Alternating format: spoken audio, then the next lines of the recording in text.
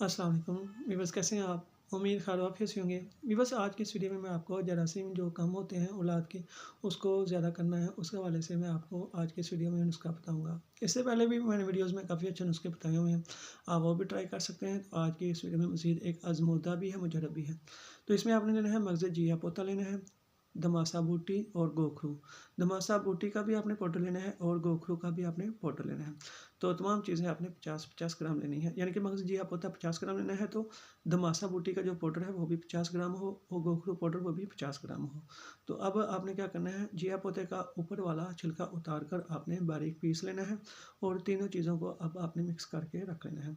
तो 500 ml के capsule भरने हैं, तो आपने एक कैप्सूल सुबह और एक शाम को पानी के साथ आपने खाना है। 1 महीना इस्तेमाल करें, इंशाल्लाह औलाद के जो जरासीम हैं, स्पर्म्स हैं, वो पूरे हो जाएंगे। तो आज की इस वीडियो में इतना ही, मिलते हैं नेक्स्ट वीडियो में, तब तक के लिए अल्लाह हाफिज़।